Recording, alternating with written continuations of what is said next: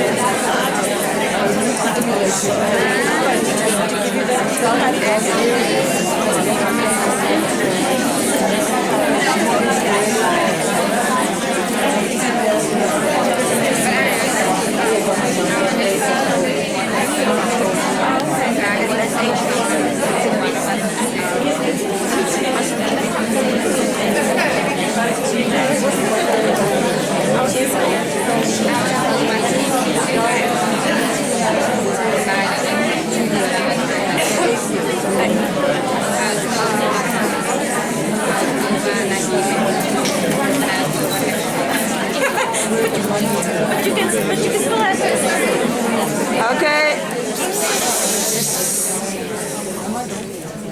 Can you see just by that little exercise how this subject opens up huge conversations and huge connections, and it's amazing how everybody, if you have the courage to open up this conversation, everybody's got a connection to it. There's always somebody who knows somebody or somebody in the family who has a connection and who knows a little bit about it. So what is bipolar? I'm not going to go into the obvious symptoms. There's a lot of people here who I recognize and I know and who have bipolar and who are partners of people with bipolar and people who've been at our workshops before. And you've got the pamphlets given to you by SACAP already, so that's got the symptoms in it. It's something that you can go out and research. But a quick analogy of what it possibly is like to live with bipolar is, any of you that have read my book know that I travel a lot. Me and my ex-husband, who I'll explain now, we traveled a lot and it was always backpacking. So I'll relate it to a backpack. All of us live life with a backpack on, filled with emotions, filled with issues, filled with stuff from our past. I mean, think about it, we all have stuff. And if it gets a bit heavy and life gets a bit hard, we can adjust the straps, adjust the hip belt, make it easier. If it gets light, well, you can walk faster, run faster, have more fun. Think about if that backpack was scuba gear. I'm sure there are people here who do scuba diving. It is heavy before you get in the water, especially when you're shore diving. You put on that wetsuit and you put on all the stuff and the BC and the belt, and well, the belt comes last. After all the stuff, you still have to put on that weight belt, and it's heavy and it's confining and it's restricting and you don't have energy and you don't even know how you're going to walk to the beach, into the water just to make that dive. But once you're in there, it's cool. But that's beside the point. That's kind of what it feels like when you're in a depressive episode of bipolar. You just feel stuck, energyless, weighed down, tired. On the other hand, the manic part of bipolar, and I'm talking about bipolar 1 here in this talk. Imagine that backpack was a paraglider. You feel you can fly, you are invincible, you can do anything, you've got a clear vision over what you're looking at. You're untouchable, you've got boundless energy, you leave everybody behind you. Someone tries and grabs hold of you and pulls you down, you're going to leave them behind, they're going to bump along and eventually crash down to earth, you're going to carry on flying. There's just in a way, there's no strings attached when you've got that paraglider. You just do whatever and to hell with the consequences. So, from a family perspective, what do you think it's like living with somebody in a house who's wearing that scuba gear all the time? And for months on end, they're in that heavy gear, they're bumping into things, they're irritable, they're angry, they're grumpy because they've got this weight on them all the time. And then, if they've got that paraglider on and you're living in that house with them for months, they're literally bouncing off the ceilings and bouncing off the walls. There's no other way to say it. They are, at the same time, you as the family member are dealing with huge worry. They're getting irritated because you're trying to stop them all the time. They're getting angry because you're trying to rein them in. You as the family are dealing with huge fear and stress about everything. I mean, crashing around in the house, breaking things, whatever's happening. And there's huge unpredictability. You never know what you're walking into. You walk home, you get home after work, you don't know what's going to meet you. And unfortunately, every action that's happening during that time has a consequence, and it's generally the family that ends up dealing with the consequences. For the peer group, what happens in a peer group as friends of a person with bipolar? And you can lose a lot of friends. Friends battle. Sometimes it's fun, sometimes it's interesting during the mania, but then it gets too much. It's difficult to have somebody within your study group or as a colleague who has it because their moods might be changing and you just trying to get this assignment done together or this work thing done as a colleague, and this person's not functioning that well during that time. So it has an impact on peer groups and for everybody dealing with the community. How does it affect the community? Very quickly, a personal story, and this has happened since the publishing of my book.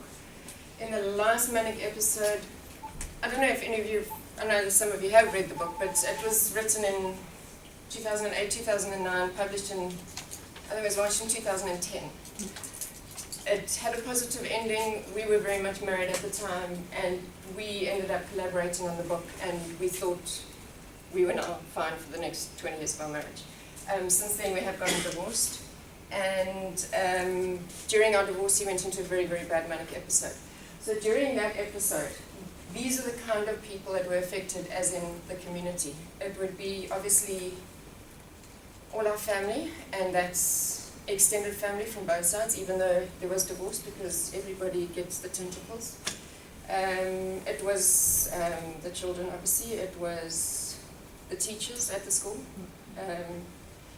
the school psychologists, the sports coaches, the headmaster, anybody that was involved with my children were involved. He had to be banned from the school property, and so they had to keep a very strong lookout for the safety of my children. They had their own social worker. There were 3 psychiatrists involved in the episode. There was obviously our psychologist, there were the police, there were magistrates. The police were involved because of restraining orders and trying to commit. There was magistrates involved because of legal aspects of interdenting accounts and money and selling the house and him trying to stop the legal process and all of that. Obviously friends, all of our friends were involved. His colleagues were involved. He went through, I don't know, I think during that episode he was fired. He left, he started another job, he was fired, he started a business. The poor person he started a business with ended up having to leave Cape Town. And then my children's friends and my children's friends' parents even got involved because he was involving them via BBM, Facebook, inviting them to parties, offering 15-year-olds jobs, etc., etc. Their parents are getting back to me saying these cookies need to study, that kind of thing. So that's why I've said it in my book and I'll say it all the time, it cannot be viewed as an individual disorder. You cannot treat it as an individual disorder because it has such far-reaching effects. For those of you in the room, I know there's many of you that are halfway through this process at the bottom. Maybe just starting, some of you fully through the process of acknowledging, accepting and taking responsibility. Without doing that, it's going to be difficult for you as a person if you have the disorder, and for the family. There's no two ways about it. It takes time to acknowledge and accept, and it takes a lot of courage. Once you do that and you can take responsibility, this is a disorder that can be managed and lived with. It's as simple as that.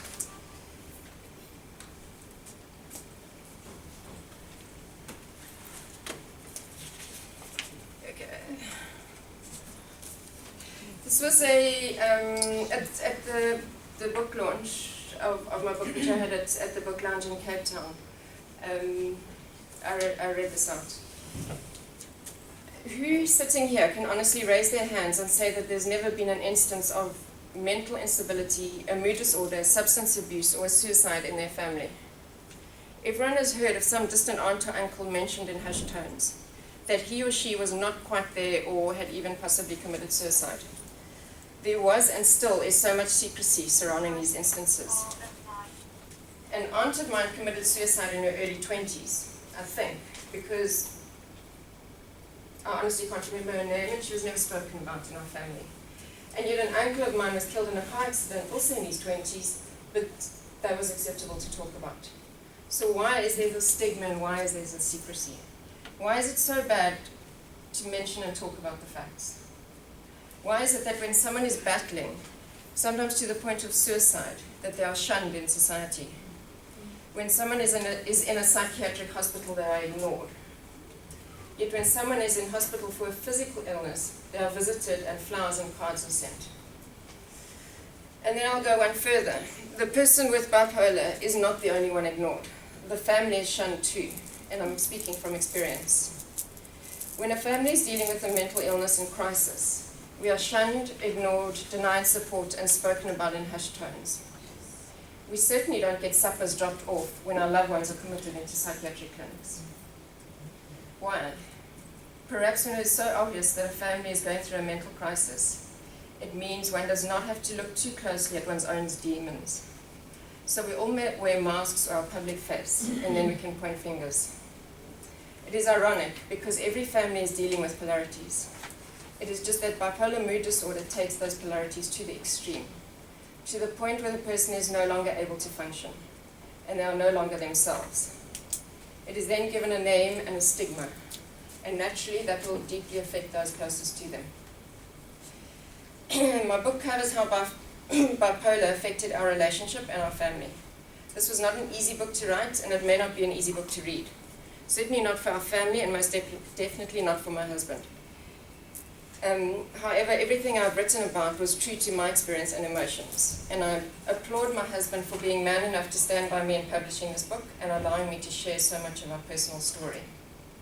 It is not intended to expose for the sake of offending. It is intended to create more of an awareness and understanding of a mental disorder and what families all around us are dealing with. We need to open up the difficult conversations, learn as much as we can about our mental instabilities as we can, and as communities, to give the right support to the families who are in need. So, I just want to challenge you, if so many of you are sitting here with a connection to somebody who has the disorder, when was the last time you visited them in a psychiatric clinic as a friend? And when was the last time that when you knew somebody was committed to Falkenberg, and that's a 3-month commitment? That's a long time. I mean, if you think about it, you have heart surgery or neck surgery these days, you're out of hospital in 3 days. And during those 3 days, family and friends are around, and they're dropping off and food, and they're lifting children because that family is in crisis. So when was the last time you did that for somebody in crisis, but they were in Kenilworth Clinic, or what's that one? Crescent Clinic, or Falkenberg, or Lenterhill? And then let's talk about the language quickly. Is there anything in here that just looks a bit,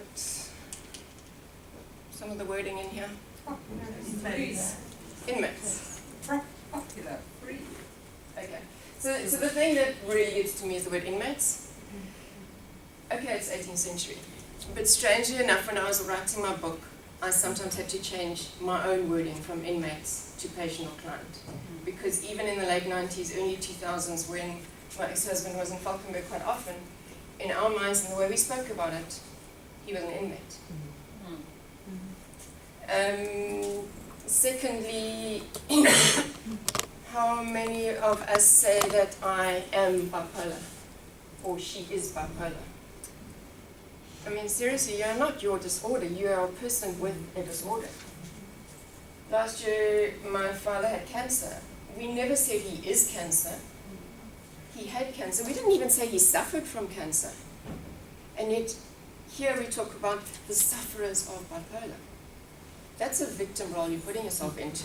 It's a disorder that can be managed, and you can live your life with it if you take responsibility, if you acknowledge and accept it and take responsibility. But to put those, to use the right terminology is, I think, very, very important, because you don't want to be a victim, and you don't want to have this constant negative connotation around about a disorder. And at the end of the day, all of us have something. All of us have some physical thing, and we are not it. We have something.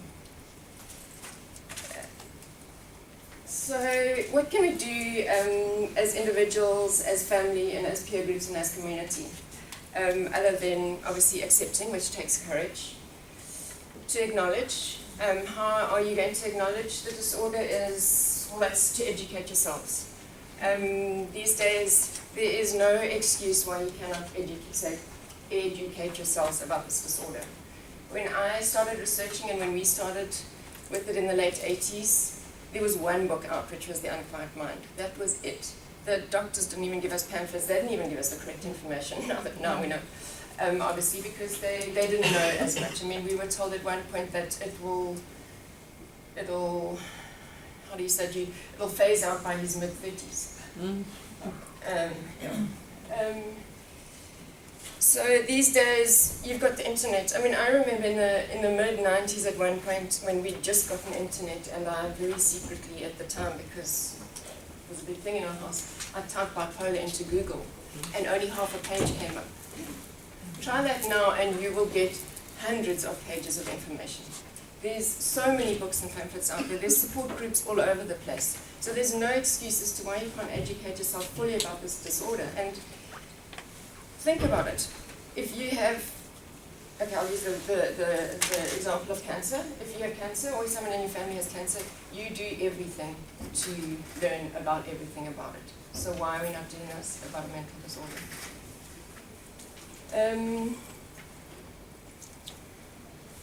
All right, and then taking responsibility.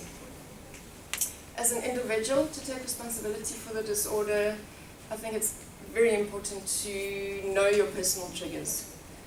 And let your friends and your family know your personal triggers.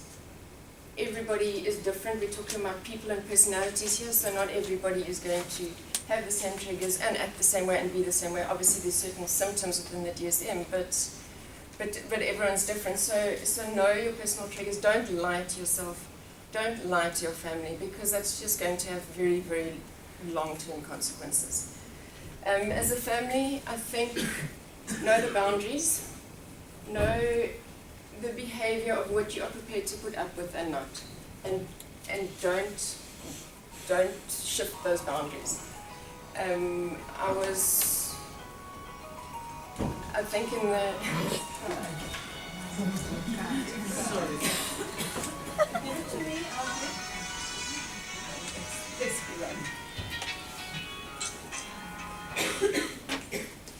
I think when we were first, not even when we were first together, when we first got married, I had my first child when I was very young. We were still backpacking around the world. We arrived back in South Africa with a backpack each, and I was pregnant.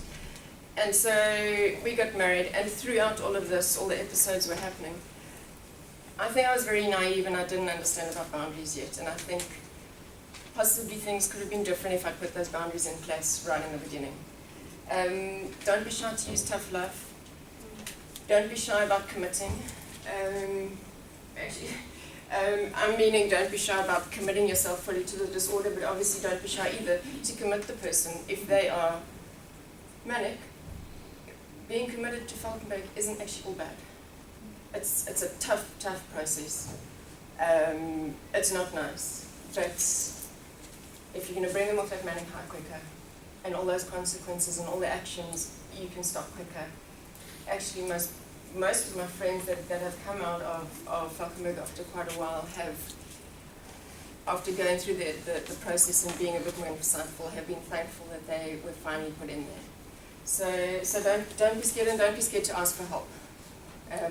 As you saw in the beginning of the talk, you think nobody knows and nobody understands, but everybody actually has got a connection.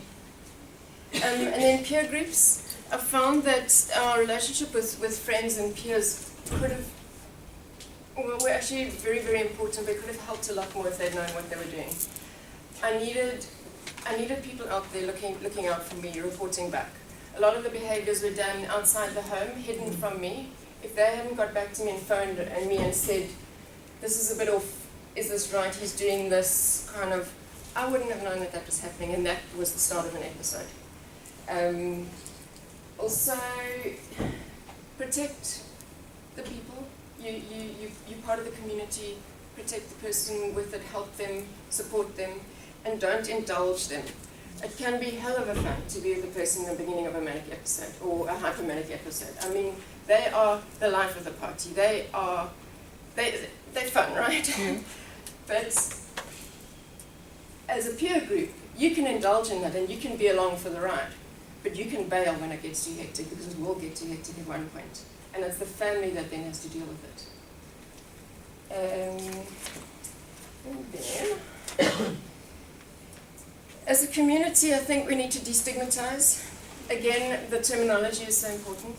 Let's not talk about people who are bipolar anymore, and that kind of terminology. And to educate each other and to think about in the work situation and the job situation, what are you doing to support colleagues who are needing support at that time. And then just a very quick thing of the defending, interrupting and blaming. Yeah, that for me in my marriage was an immediate trigger in my mind. The minute he started that, I knew that there was a possible episode coming on, because the minute those defenses are up, the minute I said to him, I don't think he's sleeping very well, and instead of taking that on, he would immediately blame that, well, it's my fault, or interrupt, or defend, then I knew we were onto something. And that very, very quickly can become emotional abuse. Taking responsibility and all the things at the bottom there, humility and everything. Another quick personal story. Two very good friends of mine, both quite severe cases of this disorder. Very similar stories, both diagnosed when they were 15, similar backgrounds, similar schooling, similar varsity, all the episodes, similar clinics, similar psychiatrists sometimes even, and both now in their mid-40s. I've been through many, many years with both of them and many, many episodes. And it started to bug me as to why one of them could maintain friendships and his family relationships and one of them couldn't. And it took me a while to work it out. And the one who could, I realized that after every episode, and that defending, interrupting, blaming, and carrying on to emotional verbal abuse certainly happened. They were both as bad. And I certainly got a lot of it.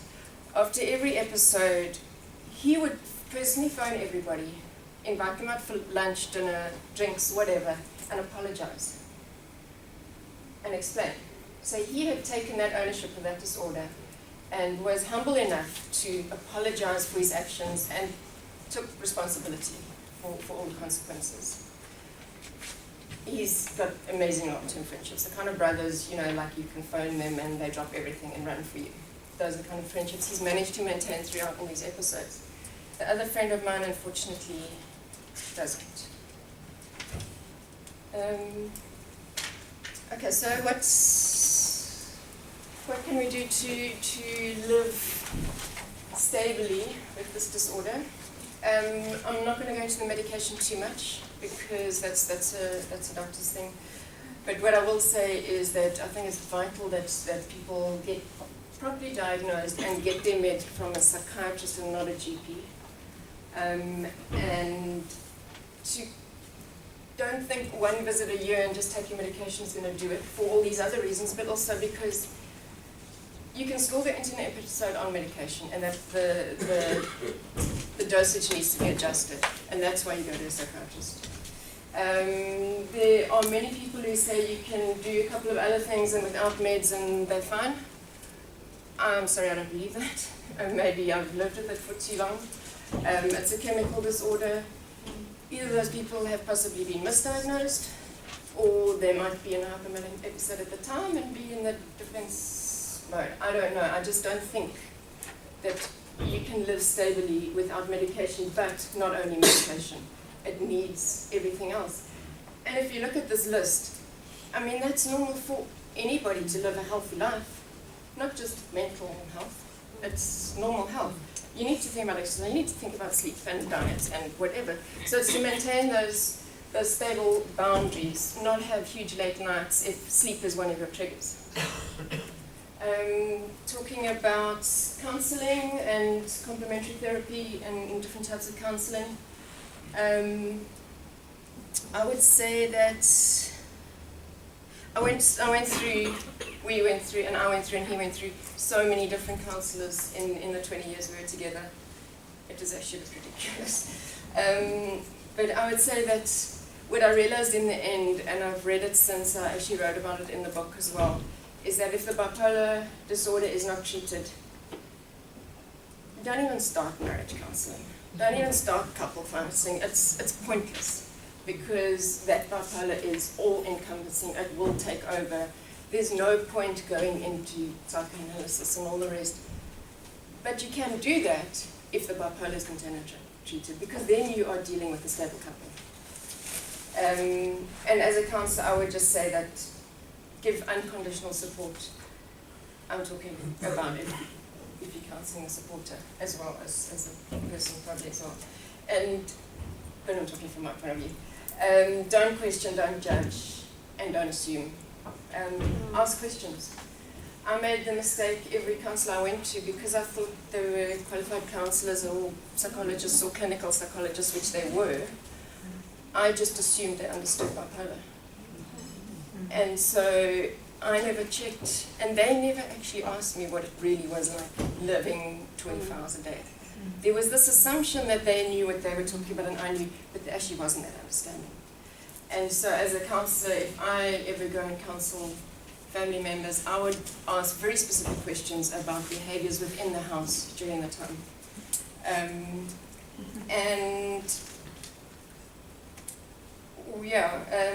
Another mistake that happened to me so often, and that's probably why I left so many and went to others, is that they use the symptoms as an excuse. They would say, but isn't that a symptom of the disorder? Well, you know what? You're talking to someone that lives with it. Yes, we know what the symptoms are. I mean, really, we know. You don't need to tell me. But does that mean it's going to be easy for me? Does that validate their behavior? Does it make their behavior acceptable just because it's a symptom? So when people said that to me, I immediately clammed out, and I would walk out. I don't want to know about symptoms anymore. I want to know about taking responsibility and how to get to take responsibility, and just getting that unconditional support and understanding of what it's like living with it.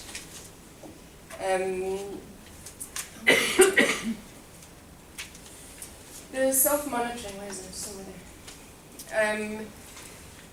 Mood charts, that's something that can be done on your own if you have bipolar, and with the family as well, to keep a check of where your moods are. And again, listen to your family. And I wish I could say this to every psychiatrist I've ever met and will meet, is listen to the family. It's the family that knows what's going on. It's so easy for that person to sit and lie for that half an hour that they're there with the doctor. If that doctor is not treating you as a family and speaking to the family, I would find another doctor. And then support. Educate yourself again, create a support base of other supporters, because they really are the people that can be there for you without offering you ridiculous advice.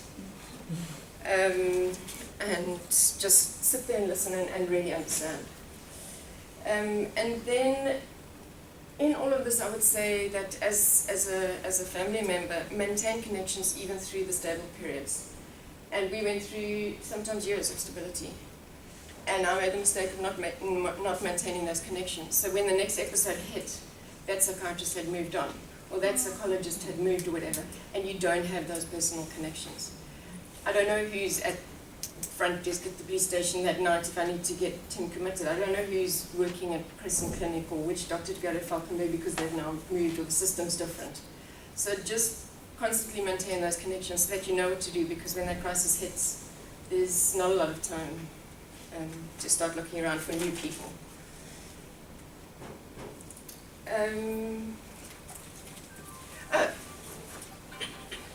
I'd actually like you to get out your cell phones now, please. And just put that number into your cell phone right now. You've all got the pamphlets. You can keep the pamphlet, it'll probably go into a drawer somewhere. But when you need that number and when you're in a crisis, you're not going to be able to find it. And if you have that number in your cell phone, they are the people to call who will give you the right advice and tell you where to go at the right times. So that's the SADAG 0800 number.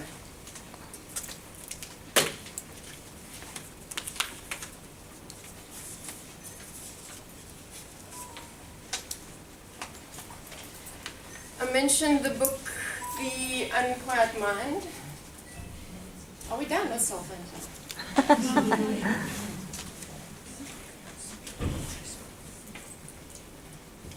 I mentioned the book, The Unquiet Mind, so I'm sure a lot of you know her, Redfield Jamison. I'll just read an extract from her book, which I think I read very early on in early 90s, and got finally for the first time read something where I realized somebody else out there, even though she's in America, somewhere in the world, kind of understood. She's talking from a person who has bipolar, her perspective. There is a particular kind of pain, elation, loneliness, and terror involved in this kind of madness. When you're high, it's tremendous. The ideas and feelings are fast and frequent like shooting stars, and you follow them until you find better and brighter ones. Shyness goes, the right words and gestures are suddenly there, the power to captivate others, a felt certainty. There are interests found in uninteresting people. Sensuality is pervasive, and the desire to seduce and be seduced is irresistible. Feelings of ease, intensity, power, well-being, financial, maybe get the red right, and euphoria pervade one's marrow. But somewhere this changes. The fast ideas are too fast, and there are far too many. Overwhelming confusion replaces clarity. Memory goes. Humor and absorption on friends' faces are replaced by fear and concern. Everything previously moving with the grain is now against. You are irritable, angry, frightened, uncontrollable, and enmeshed totally in the blackest caves of the mind. You never knew those caves were there. It will never end, for madness carves its own reality. So that's a good description of going through a manic episode for somebody with a disorder. And for the family members, I think there's one word that can describe it. There's one word that can describe all those years of episodes in the marriage, and that's loneliness. Because when you are the person on the front line, okay, that's family terminology, on the front line, there's sometimes just nowhere to go for help, and you don't know what to do next. You're living with a person who has no social filters, no financial filters, no personal filters or respect for personal space, no parenting filters. My ex-husband, who's absolutely brilliant father, suddenly wouldn't know what was age appropriate or appropriate for his own children. You're living with somebody who doesn't have any empathy. Huge amount of empathy for saving the world, saving the sharks, saving the whales, saving the rhinos, but at the cost to one's own family. Huge amount of impulsivity, Is that the right word? Which can be a hell of a lot of fun sometimes. I mean, just what he did last week on an impulse was awesome for him. It was brilliant. And it took quite a bit of respect from all of us. But on the other hand, when it goes overboard, it isn't fun. In the one episode, and this happened over literally 2 or 3 days, suddenly we were selling our house. And we were going to buy a game farm in Grahamstown, and the kids were going to go to boarding school in Grahamstown. He went to boarding school in Grahamstown, so there was a bit of connection there. I don't know if that's what started it off. But within the next few hours, no, we're actually going to buy commercial property in Cape Town, and we're going to renovate and do this and whatever.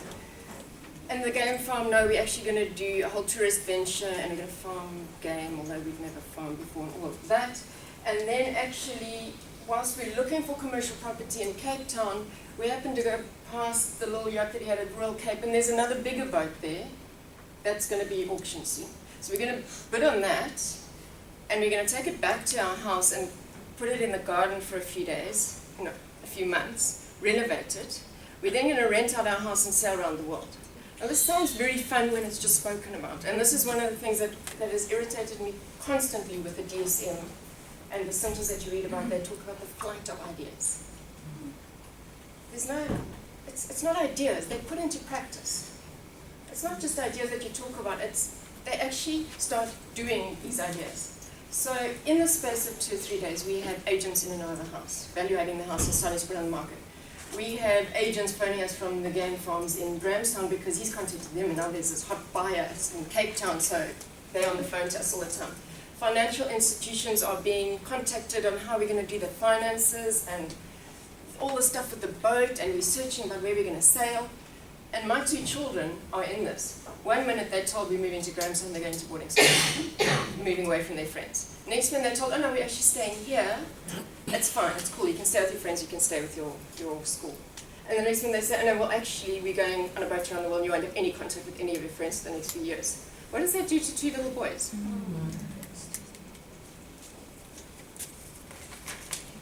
So as a person who is in this,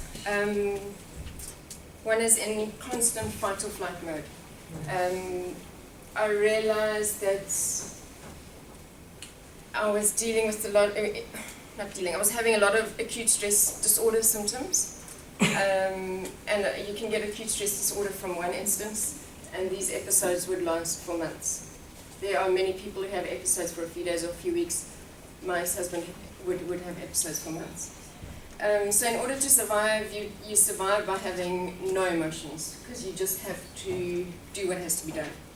And eventually, if you don't deal with that correctly, it's not surprising that a lot of supporters do get PTSD, and they do get physical symptoms. I certainly got physical symptoms or somatoform disorder or whatever, with clinical depression obviously, and then something which is called RSD, which I'm not going to go into, but at one point I was in a wheelchair and I was told I would be in a wheelchair for the rest of my life. That's quite hectic to deal with. But his disorder and his bipolar came first. He was in an episode, and that's what you deal with. So that empathy's not really there. But that is not with everything, and it's not with every case. I think mine was because he never took responsibility. There were times that he did, but he never took responsibility. And now with the way the world is today, where it's acceptable to talk about, there's so much available. There are meds out there that don't have all the side effects. There's no reason not to take responsibility. There's no reason to use the disorder as an excuse. You cannot use it as an excuse for bad behavior. I'm quite strong about that, and I just think it's unacceptable. As an example, just to not underestimate the stress that family members are under, in the last episode, when we're going through the divorce, his younger brother, who's mentioned a lot in my book, he was put on the front line.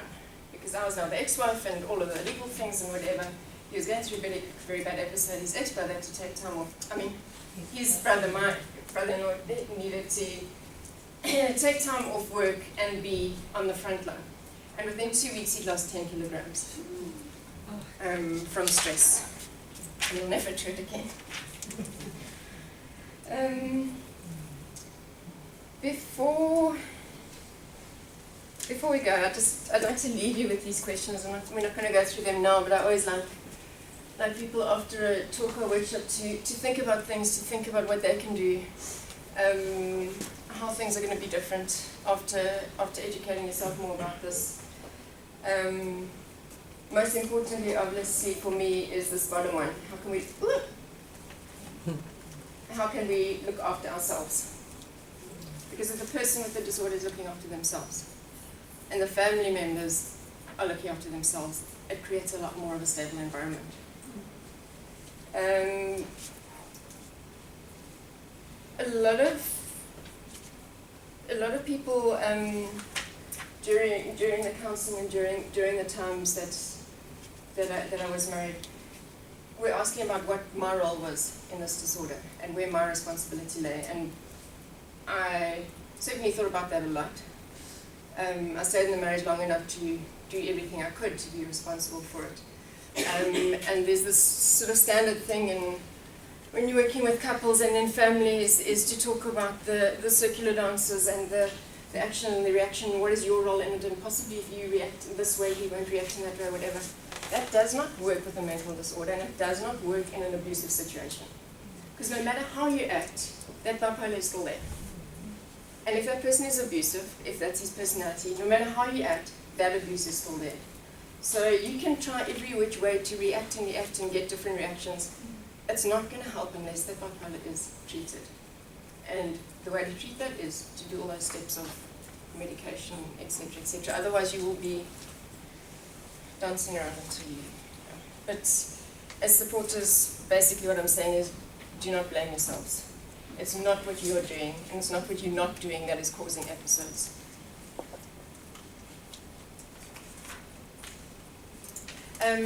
Very quickly before we end and open for questions, many people who have read my book have commented on the travel that we did, the travel stories that we put in, because we did a lot of backpacking through a lot of third world countries for many years, and that people have commented that they wanted to know more. And maybe if you are going to read the book, then this short slideshow of some of the places we went and some of the travels we did will, you'll be able to envisage it when you read. So as I spoke about in the book, all the hitchhiking we did up through Africa in the late 80s, early 90s. The boat up Lake Tanganyika with the little boats coming out to trade and bring a slaughtered cow on board for lunch.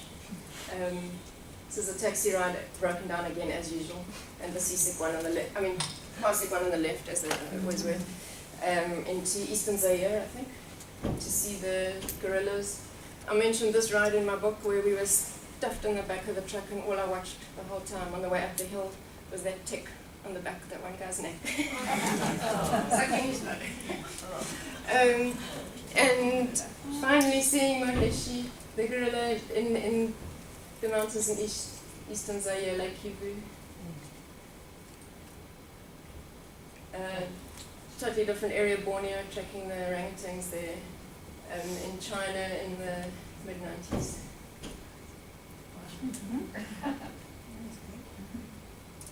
I also mentioned in my book when we went into China when it was just opened, mid-90s, so a lot of the older people were still wearing their communists, and the small villages, and then the Great Wall up in the northern China, where we used climbing gear to get up to some of the places. Working on the cattle ranch in Australia, Mustering. And our combi in Australia, if any of you have read about our combi, always getting stuck in mud because every time there was a sign that said 4x4 only, he would go. And then I think the most recent trip that I wrote about in the book a couple of years ago was taking the children backpacking through Cambodia and Thailand and into Angkor Wat. And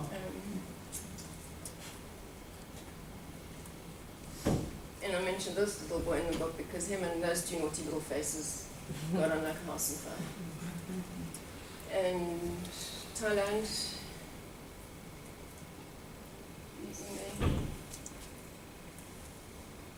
and how cute is that face? So that's the little one. A lot of people ask me if I'm worried about my children getting this disorder, because obviously there is a genetic component, and I do agree with that theory that there is a genetic component.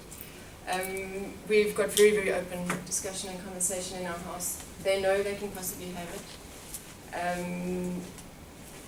but we're going to deal with it like adults, and we're going to sort it out. And they've seen the fallout from somebody in the family not taking responsibility. So I'm hoping that with open conversation, with education, and with our experiences, if they do get that paraglider or scuba gear or whatever, I'll be there to support them, and we'll do it in the correct way. So that's it.